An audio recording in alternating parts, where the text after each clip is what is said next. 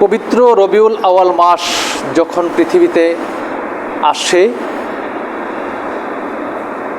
আল্লাহর হাবিবের আশেক যারা, প্রেমিক যারা, তারা আনন্দিত হয়। কথা ঠিক কিনা?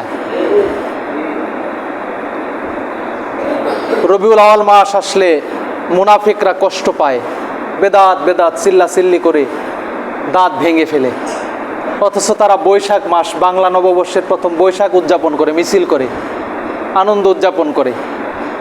ঠিক কিনা? কিন্তু আমার রসুল এসেছে এই দিনে, তারা আনন্দ উদযাপন করতে পারে না। এটা তাদের ইমানই দুর্বলতা, এটা তাদের দুর্ভাগ্য।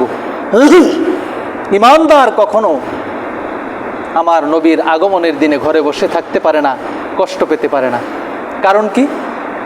কারণ হলো কোরআনুল কারীমের মধ্যে আল্লাহ পাক ডাক দিয়ে বলেন, আল্লাহ পাক রব্বুল আলামিন বলেন, কুল বিফাদলিল্লাহি ওয়া বিরহমাতিহি ফাবিযালিকা ফালিয়াফরাহু ওয়া খায়রুম মিম্মা ইয়াজমাউন। ও আমার হাবিব, ও আমার বন্ধু, আপনি আপনার উম্মতদেরকে জানিয়ে দিন, আমি আল্লাহ পাকের পক্ষ থেকে যখন তারা ফজল পেল, অনুগ্রহ পেল। তাফসীরের মধ্যে এসেছে, এখানে ফজল শব্দের অর্থ হলো কোরআনুল কারীম, আর পরবর্তী শব্দ রহমত। রহমত শব্দের দ্বারা রাসূল পাককে বোঝানো হয়েছে, বলেন না সুবহানাল্লাহ। ফাবিযালিকা ফালিয়াফরাহু, এই দুইটা জিনিস যখন তোমাদের কাছে এসেছে, তোমাদের অবশ্যই অবশ্যই আনন্দ প্রকাশ করা উচিত। বলেন সুবহানাল্লাহ।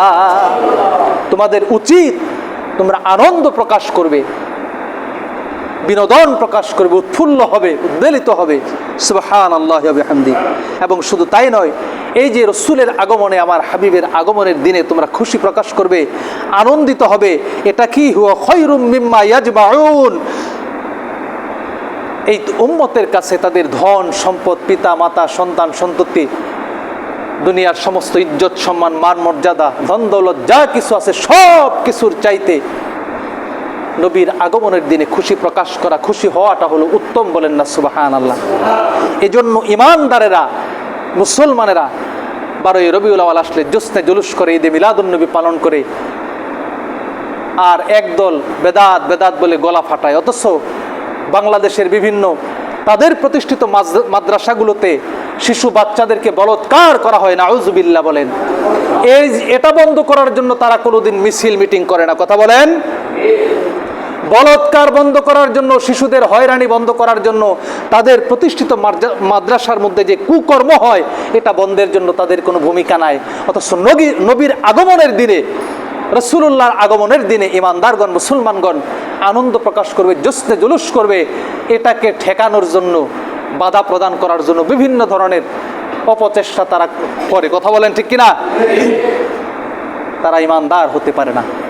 এটা তাদের দুর্ভাগ্য যে নবীজির আগমনের দিনে তারা খুশি হতে পারে না। বন্ধুগণ, আমার যে কথাটা বলতেছিলাম, যে আয়াতের শুরুতে কুল শব্দটা আসার কারণে, অনুজ্ঞাসূচক এই শব্দটি আসার কারণে, এটা মুসলমানদের আনন্দ প্রকাশ করা উচিত, এটা অবধারিত একটা বিধান হয়ে গেছে আল্লাহ পাকের পক্ষ থেকে। সুবহানাল্লাহ বলেন।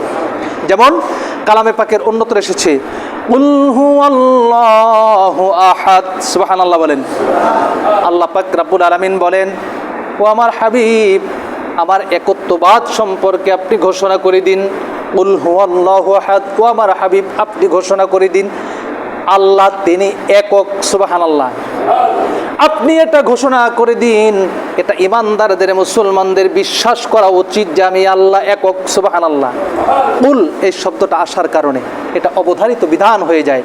তারপরে নবী, এটা গেল আল্লাহ পাকের একত্ববাদ সম্পর্কে কুল শব্দ দিয়ে আল্লাহ পাক শুরু করেছেন। তারপরে তার হাবিবকে ভালোবাসার ক্ষেত্রে খেয়াল করেন, তার হাবিবকে ভালোবাসার ক্ষেত্রে আল্লাহ পাক কুল দিয়ে শুরু করলেন। কুল ইন কুনতুম তুহিব্বুনাল্লাহ ফাত্তাবিউনি ইউহিব্বুকুমুল্লাহ। সুবহানাল্লাহ বলেন। আল্লাহ পাকের একত্ববাদের বিধান চালু করলেন কুল শব্দ দিয়ে। আবার এখানে রাসূল পাকের ভালোবাসা সম্পর্কে ঘোষণা করে দিচ্ছেন, হাবিব আপনি বলে দিন, ইন কুনতুম তুহিব্বুনাল্লাহ, যদি তোমরা আমি আল্লাহকে ভালোবাসতে চাও, ফাত্তাবিউনি, তারা যেন আপনার অনুসরণ করে। আপনি বলুন তোমরা আমার অনুসরণ করো। ইউহিব্বুকুমুল্লাহ, আমি রসুলের যদি অনুকরণ করতে পারো, আমি রসুলুল্লাহকে ভালোবাসতে পারো, কারণ আমি আল্লাহর হাবিব, তাহলে আল্লাহ তোমাদেরকে ভালোবাসবেন। বলেন না সুবহানাল্লাহ। শুধু তাই নয়, আল্লাহ পাক রব্বুল আলামিন আরো জানিয়ে দিচ্ছেন ইবাদত বন্দেগী আল্লাহ এবং তার রসুলকে খুশি করার জন্য যে বিধান তিনি আরোপ করেছেন, সেই জায়গাতেও কুল শব্দ ব্যবহার করেছেন। কুল ইন্না সলাতি ওয়া নুসুকি ওয়া মাহইয়ায়া ওয়া মামাতি লিল্লাহি রাব্বিল আলামিন। সুবহানাল্লাহ। এখানেও আল্লাহ পাক বলছেন কুল, ও আমার হাবিব আপনি বলুন। যেখানেই গুরুত্বপূর্ণ কথা সেখানে আল্লাহ পাক বলেছেন হাবিব, এটা অত্যন্ত গুরুত্বপূর্ণ কথা, আপনি বলুন। বলেন না সুবহানাল্লাহ। আল্লাহ পাক বলেও তো হতো, তারপরেও তার হাবিবের শান মান মর্যাদা বৃদ্ধি করার জন্য আল্লাহ পাক বলছেন কুল, ও আমার বন্ধু আপনি বলেন ইন্না সলাতি ওয়া নুসুকি, আমার নামাজ, আমার কুরবানি, আমার মাহইয়ায়া ওয়া মামাতি, আমার হায়াত, আমার মউত, সব কিছু রব্বুল আলামিনের জন্য। বলেন না সুবহানাল্লাহ। তাহলে বোঝা গেল কুল শব্দ যেখানে আসবে বা এসেছে, এই জায়গাগুলো ইসলামের অবধারিত বিধান হয়ে গেছে। বলেন না সুবহানাল্লাহ। তাহলে কোরআনুল কারীম প্রমাণ করছে, কোরআনুল কারীমে আল্লাহ পাক নির্দেশ দিচ্ছেন যে রসুল যখন তোমাদের মধ্যে এসেছে, আমার রসুল হলেন তোমাদের জন্য রহমত। এটাও কোরআনুল কারীমের আয়াত, মা আরসালনাকা ইল্লা রাহমাতাল লিল আলামিন। বন্ধু হে, আপনাকে আমি জগৎবাসীর জন্য, যেই জগৎবাসীর জন্য আমি রব, যেই জগৎসমূহের জন্য আমি রব, আপনি আমার হাবিব, আপনি জগৎসমূহের জন্য রহমত। বলেন না সুবহানাল্লাহ। এটা গেল কোরআনের নির্দেশনা। সুতরাং 12ই রবিউল আউয়াল আসলে পবিত্র ঈদে মিলাদুন নবী, আমার নবীর আগমনের দিন, আপনারা সর্বোচ্চ সম্মানের সাথে, ইজ্জতের সাথে, মহা ধুমধামের সাথে জুলুস করবেন, মিলাদ মাহফিল করবেন, আনন্দ মিছিল করবেন, র্যালি করবেন। খুশি হয়ে যাবেন কে? যারা বেদাত বলে চিল্লাচিল্লি করে, এটা তাদের ইমানি দুর্বলতা, এটা তাদের দুর্ভাগ্য। আমি আগেও বলেছি যে মাদ্রাসায় যে অপকর্ম হয় এটা বন্ধ করার জন্য তারা মিছিল করে না, অথচ নবীর আগমনের দিনে মিলাদ মাহফিল, জশ্নে জুলুস বন্ধ করার জন্য তারা চেষ্টা করে। কথা বলেন ঠিক কিনা? তারপরে হাদিস শরীফের মধ্যে এসেছে আমার রসুল সোমবারের দিনে তিনি রোজা পালন করতেন, রোজা রাখতেন। রসুলের পাককে প্রশ্ন করা হলো, দেখুন এ বিষয়ে হাদিস শরীফের মধ্যে এসেছে যে আন আবি কাতাদাতাল আনসারী রাদিয়াল্লাহু তাআলা আনহু আন্নাহু রাসূলুল্লাহ সাল্লাল্লাহু আলাইহি ওয়াসাল্লাম সুইলা আন সাওমিল ইসনাইনি ফাকালা ফিহি উলিদতু সুবহানাল্লাহি ওয়া বিহামদি। যে হযরত কাতাদা আনসারী তিনি বলছেন যে আন্না রাসূলুল্লাহ সাল্লাল্লাহু আলাইহি ওয়াসাল্লাম সুইলা, রসুলের পাককে প্রশ্ন করা হলো আন সাওমিল ইসনাইনি, সোমবারের রোজা সম্পর্কে, যে ইয়া রাসূলুল্লাহ আপনি সোমবারে রোজা রাখেন কেন, কারণটা কি? আহা, যারা আজকে বেদাত বলে দাঁত ভাঙ্গো, আমরা নাকি নবীজির জন্মদিন পালন করে খ্রিস্টানদের অনুসরণ করি, নাউযুবিল্লাহ। তো জোরে বলেন না নাউযুবিল্লাহ। আমরা রসুলের পাকের নীতির অনুসরণ করি। রসুলের পাককে প্রশ্ন করা হলো, কাতাদা আনসারী তিনি বলছেন যে ইয়া রাসূলুল্লাহ আপনি সোমবারের দিনে কেন রোজা রাখেন? রসুলে পাক আমার বলেন ফাকালা ফিহি উলিদতু, আমি এই সোমবারের দিন এই পৃথিবীতে তাশরিফ এনেছি, এজন্য আমি এই দিনের রোজা পালন করি। বলেন না সুবহানাল্লাহ। রসুলে পাক তিনি নিজে যেই দিনে পৃথিবীতে তাশরিফ এনেছিলেন, সাধারণ মানুষ যেটাকে বলে রসুলের জন্মদিন, এই দিনে রসুল নিজে রোজা পালন করে তিনি তার তাশরিফ এই ধরনীতে আগমনের দিন তিনি উদযাপন করেছিলেন। বলুন না সুবহানাল্লাহ। শুধু তাই নয়, রসুলে পাক তিনি এই ধরনীতে আসার পূর্বে, তার সমসাময়িক পূর্বে কাছাকাছি যেই রসুল ছিলেন হজরত ঈসা আলাইহিস সালাতু ওয়াস সালাম, 1,24,000 মতান্তরে 2,24,000 নবী রসুল এই পৃথিবীতে এসেছেন। তার মধ্যে আল্লাহ রসুলের পূর্বে যিনি এসেছিলেন তিনি হলেন হজরত ঈসা আলাইহিস সালাতু ওয়াস সালাম, যিনি বিনা বাবাই এই পৃথিবীতে এসেছিলেন। সুবহানাল্লাহ বলেন না। তো তিনি বলছেন, কুরআনুল কারীমের আয়াত দেখুন, আল্লাহ পাক তার রসুলকে জানাচ্ছেন وَإِذْ قَالَ عِيسَى ابْنُ مَرْيَمَ يَا بَنِي إِسْرَائِيلَ ইন্নী রাসূলুল্লাহি ইলাইকুম মুসাদ্দিকান লিমা বাইনা ইয়াদাইয়া মিনাত তাওরাত ওয়া মুবাশশিরাম বিরাসূলিন ইয়াতি মিন বা'দি ইসমুহু আহমদ। বন্ধু আমার, আপনি শুনুন, আপনি স্মরণ করুন সেই সময়ের কথা।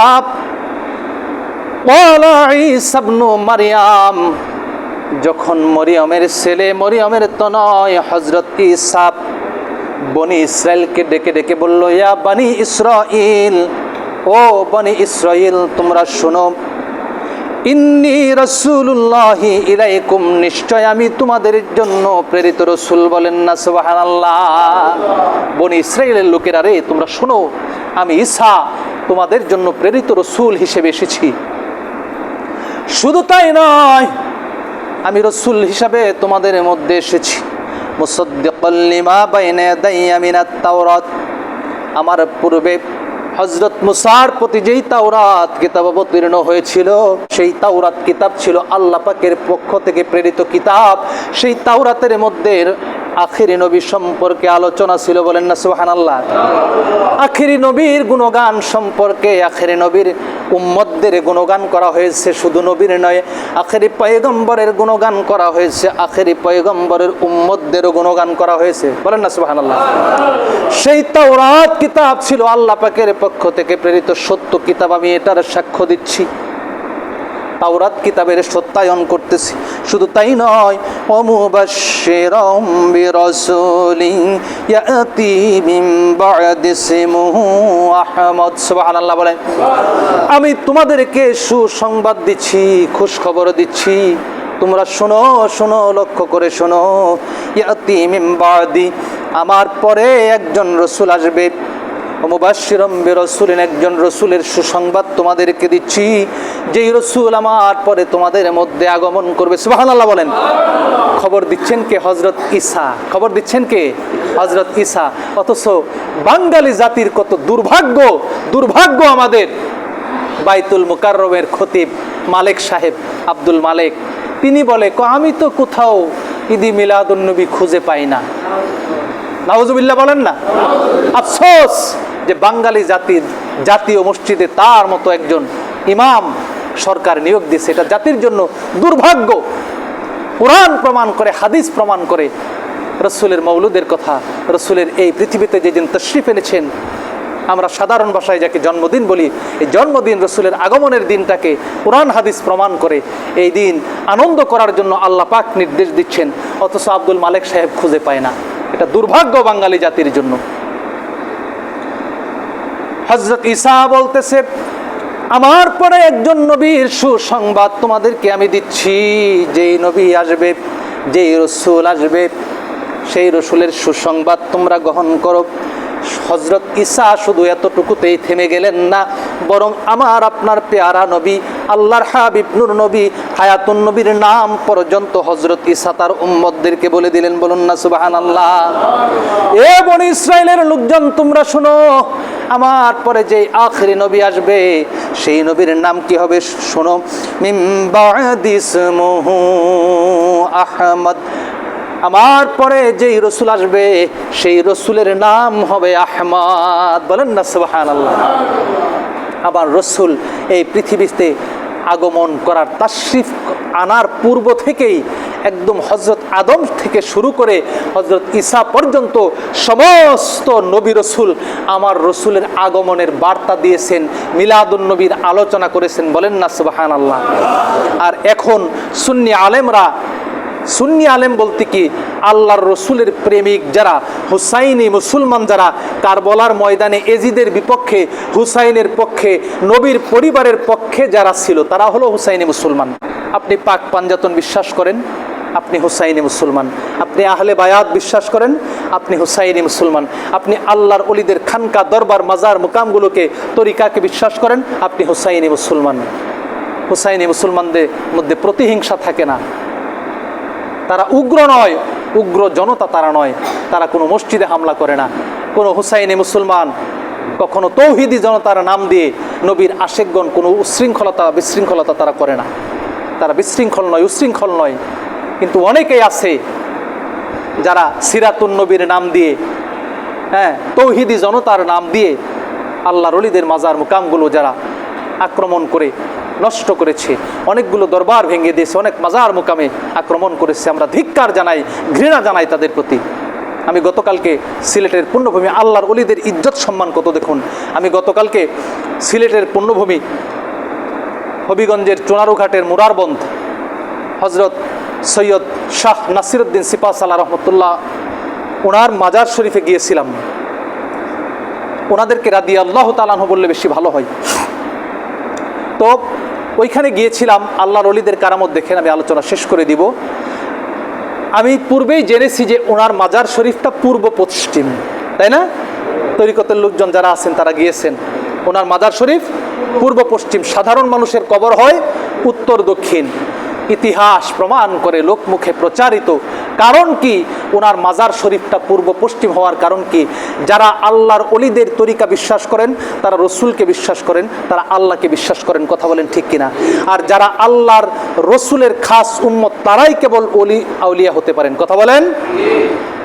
আল্লাহর ওলি হজরত সৈয়দ শাহ নাসিরউদ্দিন সিপাহসালাহ রাদিয়াল্লাহু তাআলা আনহু, ওনার মাজার শরীফটা কেন পূর্ব পশ্চিম? ইতিহাস প্রমাণ করে তিনি যখন ওফাত গ্রহণ করবেন তার পূর্বে তিনি ডেকে ওসিয়ত করেছিলেন। তিনি ডেকে বলেছিলেন তার ভক্তবৃন্দদেরকে যে আমি যখন বিদায় হয়ে যাব, আমার কবরটা তোমরা উত্তর দক্ষিণ না দিয়ে পূর্ব পশ্চিম দিবা। আজকে যারা তৌহিদি জনতা নাম দিচ্ছ, উগ্র জনতা, তারা কান খুলে শুনে নাও। আমার এই আলোচনা মিডিয়ার মাধ্যমে গোটা পৃথিবীতে যাবে ইনশাআল্লাহ। আল্লাহুম্মা আমিন বলেন। তো হজরত সৈয়দ নাসিরউদ্দিন সিপাহসালাহ তিনি যখন এই ওসিয়ত করলেন, তিনি ওফাত গ্রহণ করার পরে এখন আলেম ওলামা যারা আছেন তারা বললেন যে না, এটা কেমন করে হয়, এটা তো শরীয়ত বিরোধী কাজ হয়ে যায়। উত্তর দক্ষিণ করে দাফন করো, পূর্ব পশ্চিম দেওয়া যাবে না। কি করবে? যারা খাদেম ছিল, আশেক ভক্তবৃন্দ যারা ছিল, তারা চিন্তা করলো ফেসাদ তো করা যাবে না, উত্তর দক্ষিণ কবর দিয়ে দেওয়া হলো। চোখের সামনে ঘটনা বাংলাদেশে পুণ্যভূমি সিলেটে, যেখানে অসংখ্য ওলিয়া উলিয়া এসেছেন, হবিগঞ্জের চুনারুঘাটে মুরারবন্ধ নামক জায়গাতে। আমি গতকালকে ফেসবুকে 26 মিনিট লাইভ দিয়ে অনেকগুলো আল্লাহর ওলির মাজার আমি আপনাদেরকে দেখার সুযোগ করে দিয়েছি। আলহামদুলিল্লাহ বলেন। আল্লাহর ওলি হজরত সৈয়দ শাহ নাসিরউদ্দিন সিপাহসালাহ তিনি যখন ওফাত গ্রহণ করলেন, আলেম ওলামারা মত প্রকাশ করলো তাকে পূর্ব পশ্চিম কবর দেওয়া যাবে না, উত্তর দক্ষিণ দিতে হবে। কবর দিয়ে দেওয়া হলো। বন্ধুগণ আমার, আল্লাহর ওলিদের কারামত জীবিত অবস্থায় প্রকাশ পেতে পারে, তারা বিদায় হওয়ার পরে প্রকাশ পেতে পারে। কথা বলেন ঠিক কিনা? আমার মুর্শিদ কেবলা জান, ছোট্ট করে 1 মিনিট একটা কথা বলে ফেলি। আমার মুর্শিদ কেবলা জান আল্লামা সাইফুর রহমান নিজামী রাদিয়াল্লাহু তাআলা আনহু, আমি গত কয়েক মাস আগে মিরসরাইতে একটা প্রোগ্রামে গিয়েছিলাম। টার্গেট করে গেছি যে সাজরা শরীফ কিনবো, খুতবা আনবো। তো ওইখানে যাওয়ার পরে দুর্ভাগ্যবশত সাজরা শরীফ পাই নাই, খুতবাও পাই নাই। মনটা আমার অত্যন্ত খারাপ। ফজরের নামাজের সময় আমি বাসায় এসেছি, চট্টগ্রাম থেকে এসে আমি শুয়ে পড়েছি। আমি স্বপ্নে দেখি মুর্শিদ কেবলা জান আল্লামা সাইফুর রহমান নিজামী শাহ তিনি এসে আমাকে ডাক দিয়ে বলতেছেন, আলাউদ্দিন আসো। সামনাসামনি বসলেন আমার, বললেন আমাকে বসো। আমি বসলাম। বসার পরে তিনি আমাকে বলতেছেন, বাবা তোমার সাজরা শরীফটা খুঁজে পাচ্ছ না? আমি বললাম যে না বাজান, আমি তো সাজরা শরীফ খুঁজে পাচ্ছি না। তিনি বললেন যে ওই কৌটাটা আনো। আমি ওনার সামনে থেকে উঠে গিয়ে কৌটা আনলাম। বলল এটা খুলো। আমি সুন্দর করে কৌটা খুললাম স্বপ্নের মধ্যে। খেয়াল করে শোনেন, স্বপ্নের মধ্যে কৌটা খুললাম। শুক্রবারের দিন ছিল। কৌটা খোলার পরে এটার ভিতরে দেখি সাজরা শরীফ। তিনি হাসতে শুরু করলেন, বললেন তুমি সাজরা পেয়েছো? আমি বললাম জি বাজান, আমি সাজরা পেয়েছি। আমি 11টার দিকে ঘুম থেকে উঠে দ্রুত শুক্রবারের দিন আপনাদের এখানে খেদমতে চলে এসেছি। আমার স্বপ্নের কথা আর মনে নাই। মাগরিবের নামাজের সময় আমি ছেলেকে নিয়ে নামাজ আদায় করব, একামত দিয়েছে আমার ছেলে, নামাজ আদায় করব, দাঁড়িয়েছি, সামনে তাকিয়ে দেখি আমার ওয়ারড্রোবের উপরে কৌটা দেখা যায়। আমি বললাম বাবা দাঁড়াও, আমি আমাকে স্বপ্নের সত্যতা আগে যাচাই করব। আমি নামাজের আগে গিয়ে কৌটাটা নামাইলাম। নামানোর পরে খুলে দেখি সেই কৌটার ভিতরে সাজরা শরীফ। বলেন আল্লাহু আকবার। আল্লাহর ওলিদের কারামত তারা জীবিত অবস্থায় প্রকাশ পেতে পারে, ওফাতের পরেও প্রকাশ পেতে পারে। হযরত সৈয়দ নাসিরউদ্দিন সিপাহসালার তার কবর যখন উত্তর দক্ষিণ দেওয়া হলো, ইতিহাস প্রমাণ করে 40 কদম তারা যেতে পারে নাই, বিকট একটা আওয়াজ হয়েছে। আমার বাপজান, আমার আব্বাজান, তিনি তরিকতের মানুষ ছিলেন, তিনিও এই কথাটা বলতেন। বিকট একটা আওয়াজ হলো, শব্দ হলো, বজ্র পড়লে যেমন শব্দ হয়, তো বিকট একটা আওয়াজ হওয়ার পরে রওজা মোবারকটা, মাজার শরীফটা একা একাই পূর্ব পশ্চিম হয়ে গেল। বলেন না সুবহানাল্লাহ। উপস্থিত লোকজন সঙ্গে সঙ্গে সিজদায় পড়ে গেল। ভুল করেছি আমরা, অন্যায় করেছি। বাংলাদেশের জমিনে, পুণ্যভূমি সিলেটে, চুনারুঘাটে, মোরারবন্দে আপনারা যাবেন সেখানে। বন্ধুগণ আমার, মূল কথা হলো আমাদেরকে আল্লাহ এবং তার রসুলের সঠিক দিনের পথে থাকতে হবে। যেই দিন কায়েমের জন্য রসুলে পাক চেষ্টা করেছেন, মুহাম্মদী ইসলাম, মানুষের বানানো ইসলাম নয়, মন গড়া ইসলাম নয়, মুহাম্মদী ইসলামের অনুসরণ করতে হবে, সাহাবা আজমাইনের ইসলাম অনুসরণ করতে হবে, আল্লাহর অলিগণের ইসলাম অনুসরণ করতে হবে। এজন্য আমরা কারো কথায় ভ্রান্ত হব না, পথভ্রষ্ট হব না। ঈদে মিলাদুন্নবী আসলে, 12ই রবিউল আওয়াল আসলে আপনারা নিজেদের সাধ্যমতো খরচ করবেন। রসুলে পাকের মুহাব্বতে কেউ যদি 1 দিরহাম ঈদে মিলাদুন্নবীর দিনে খরচ করে, হযরত আবু বকর বলেছেন সে জান্নাতে আমার সঙ্গী হবে। বলেন না সুবহানাল্লাহ। আবু লাহাব কুখ্যাত কাফের, রসুলের তাশরিফ আনার দিনে সুয়াইবা দাসী এসে বলেছিল, আবু লাহাব আপনার ভাতিজা জন্ম হয়েছে, আপনার ভাতিজার জন্ম হয়েছে, আব্দুল্লাহর ছেলে হয়েছে। আবু লাহাব তার আঙ্গুল দ্বারা ইশারা করে বলেছিল, সুয়াইবারে এত খুশির সংবাদ দিয়েছো, সে তো আর জানতো না উনি যে আখিরি নবী। তুমি যে এত খুশির সংবাদ দিয়েছো, যাও তোমাকে মুক্ত করে দিলাম। আঙ্গুল দ্বারা ইশারা দিয়েছিল। আবু লাহাব কুখ্যাত কাফের, যার সম্পর্কে কোরআনুল কারীমের সূরা লাহাব অবতীর্ণ হয়েছে, সে জাহান্নামী হওয়ার পরেও শুধুমাত্র নবীজির তাশরিফ আনার দিনে খুশি হয়ে তার এই যে দাসীকে মুক্ত করে দিল, এজন্য তার মৃত্যুর পরে হযরত আব্বাস রাদিয়াল্লাহু তাআলা আনহু তিনি স্বপ্নে দেখেন আবু লাহাবকে, জিজ্ঞেস করলেন তোমার কি অবস্থা? বলল আমি খুব কষ্টের ভিতরে আছি, তবে রসুলে পাকের আগমনের দিনে আমি আমার আঙ্গুল দ্বারা ইশারা করে সুয়াইবাকে মুক্ত করেছিলাম, এই জন্য সোমবারের দিনে আমি আঙ্গুলটা চুষে পানি পান করে আমি শান্তি পাই। বলেন না সুবহানাল্লাহ। কুখ্যাত কাফের, সে যদি নবীজির আগমনে খুশি হয়ে এইটুকু আমল করার কারণে এত বড় নিয়ামত লাভ করতে পারে, তাহলে ইমানদাররা তো আমার নবীর আগমনের দিনে যদি খুশি হয়, আবু বকর বলতেছে 1 দিরহাম খরচ করলে জান্নাতে সে আমার সাথী হবে। বলেন না সুবহানাল্লাহ। উসমান জিন্নুরাইন তিনি বলতেছে, যারা রসুলে পাকের মিলাদুন্নবীর দিনে আনন্দ প্রকাশ করলো, খরচ করলো, ব্যয় করলো, তারা যেন বদর হুনাইনে যুদ্ধ করলো। বলেন না সুবহানাল্লাহ। বন্ধুগণ আমার, এজন্য আমরা এই মিলাদুন্নবীর দিনে আনন্দ ফুর্তি করব, তবে শরীয়ত সম্মতভাবে। আবার ওই ডেস্ক কেউ বাজায়েন না, বক্স বাজায় হিন্দি গান লাগাই দিয়ে কেউ নাইছেন না, এটা শরীয়ত সমর্থন করে না। আপনি মদিনায় যেদিন রসুল গিয়েছিল, সাহাবা আজমাইন যেমন ইয়া মুহাম্মদ ইয়া রাসূলুল্লাহ, বলেন না ইয়া রাসূলুল্লাহ, ইয়া মুহাম্মদ ইয়া রাসূলুল্লাহ, এরকম ভাবে রসুল যেদিন হিজরত করে মদিনায় গিয়েছিল, পুরুষরা পাহাড়ে উঠেছিল, নারীরা ঘরের ছাদে উঠেছিল, যুবকরা রাস্তায় নেমে এসেছিল, ইয়া মুহাম্মদ ইয়া রাসূলুল্লাহ বলে তারা জুলুস করেছিল। এজন্য ওই দিন আমরা জুলুস করব।